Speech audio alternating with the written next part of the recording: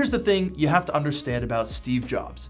He wasn't really an inventor. He wasn't really a programmer or a hardware engineer or a chip fab specialist, but what Steve excelled at was analyzing the technology available to him and what Apple's customers would want, even if they didn't know it, and combining that into some of the most thoughtful tech products ever made. On the one hand here, we have an iBook G3 from 1999 and the PowerBook G4 Titanium from 2001. These two computers are a perfect showcase of the care and attention to detail that Apple lavished upon its products and customers during this time period. Now, the first thing that you can't help but appreciate about Apple products from this time was just how clean the packaging is. Keep in mind, this is 1999 we're talking about. The rest of the tech industry in the 90s and even Apple themselves before Steve Jobs' return was just a mess. I mean, walk into any tech store in 1996, it was like a sensory overload. But look how much more cleaned up this box design is. We just have this little strip on top, and that's all the information that you need from the outside. We've got these larger than life full color prints of the device, this beautiful serif font that Apple used to use. I mean, this is just a masterclass in packaging. Now, most manufacturers would probably have the box open on top and you'd pull the laptop out from inside, but that's not really how Apple operates. We open like a treasure chest, revealing, yes, more full color graphics of the iBook themselves. And notice how the styrofoam material forms these 4 posts in the corners that hold this accessory box, which also opens like a treasure chest. And we've got that beautiful late 90s Apple design language. This was before they went all minimal in the 2000s. We've got this clear plastic, the embossed Apple logo. They even put a little rubber nib on the side of the charging tip that snaps into this ridge in the case so that the cable doesn't come unfurled in your backpack. That is just a brilliant little piece of design. Then we've got the plug extension, which is also made of this translucent material that just snaps right in on the bottom.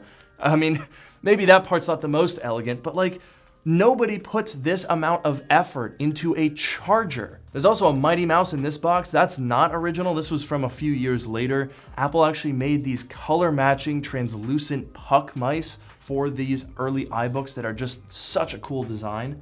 We've got all of our warranty information down here, and that's all in Japanese, but the getting started guide, it doesn't matter what language it is because it's just 4 simple pictures. These are the little details that Steve just understood really well. And we haven't even gotten to the computer because once you've enjoyed your packaging, you can go ahead and remove the accessory box, revealing the iBook underneath. And again, look at the really cool and interesting shape of these styrofoam inserts. That's so unlike anything that you would find today. And there we reveal this really striking design. I mean, this thing was so radically different from any other notebook that existed at the time. It even has a built-in handle, so you can just carry it around like that. I mean, what? It also introduced things that we totally take for granted now, like being able to just open the lid. There's no latch mechanism that most laptops had in this time. The attention to detail and the care for the customer experience was such a priority for Apple during this time, and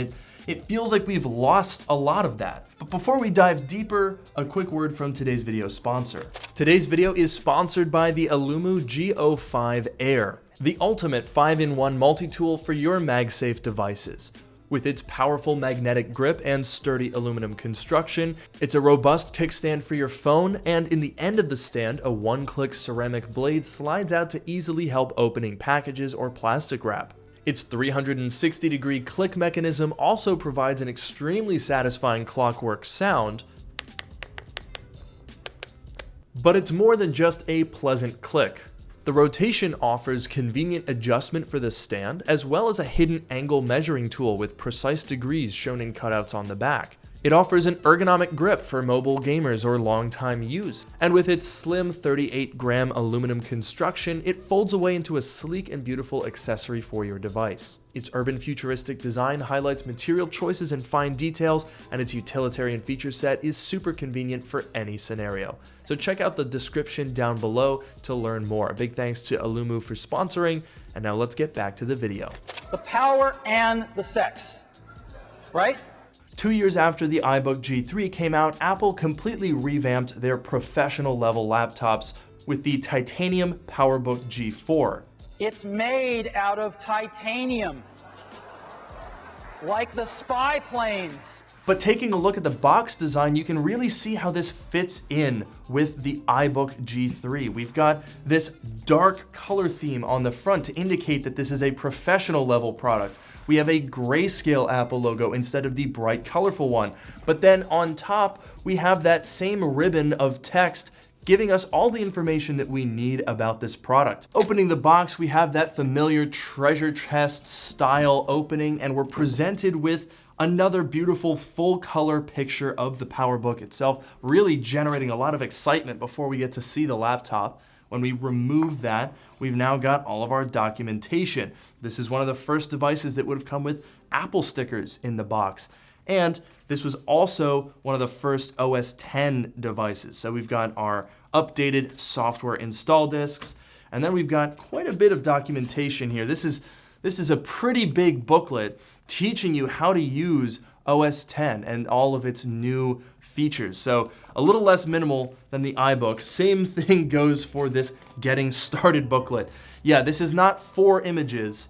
There's quite a bit of depth here. It kind of makes sense, doesn't it? This is the professional level device, so you might want to have information on how to upgrade the RAM or swap out the battery. This is who these devices are meant for. It's that understanding of what your customer for each product wants that set the Steve Jobs era, and particularly the turn of the millennium, apart. Look at that beautiful, beautiful device. It's unbelievably beautiful. For 2001, look how thin and minimal and just sexy this thing is. It's so clean, in fact, that there's a little door here that you gotta pull down if you wanna get access to the ports. Aha, that's where the charger went. And look at that, one of my favorite details. If you got the Titanium PowerBook, you also got this little painted piece on the charger so that you know that it's a little bit more special than everybody else. Another thing that was a little bit unusual about Apple laptops at the time is the charging port was on the back of the device instead of on the side where it is now. Now this particular PowerBook is running a super duper early build of Mac OS X. In fact, it's so early, Safari didn't even exist. And look, this thing comes with Internet Explorer. Oh my goodness. But man, the level of detail and care that went into this UI is just incredible from today's perspective. Now look, I like liquid glass as much as the next guy, but you can't deny that there have been some readability concerns. That was not the case with Mac OS X. Look at how they use this ridged background to create perfect visual contrast with all of these icons. And also notice how these icons are meant to look good on low resolution displays. These were only 1024 by 768, and yet everything is still really bright and crisp and clear because everything was designed with that in mind.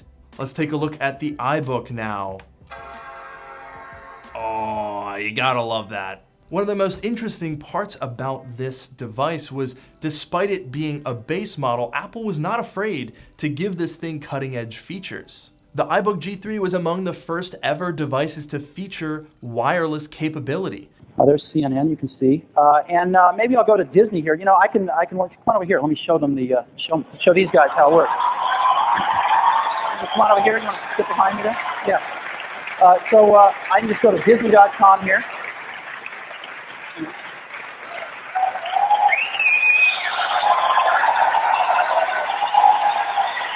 That really underscores the level to which Steve Jobs understood the market. He could have put these Wi-Fi features in the much more expensive pro-level products, but he put them in the base models because he knew that the general public would want those wireless convenient features more than the pros who were probably going to plug into Ethernet anyway. You even got special color-matched wallpapers pre-installed on these devices. If you look really closely, you'll also notice that the text on the keyboard is color-matched to the outside of the shell as well.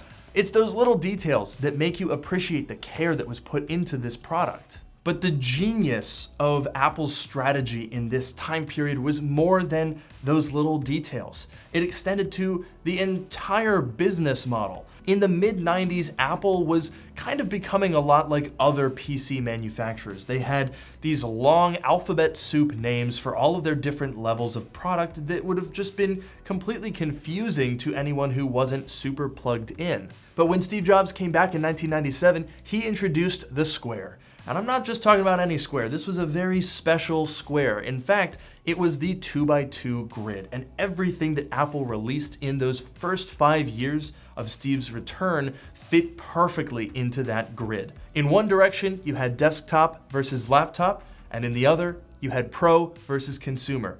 And there were prefixes and suffixes to match.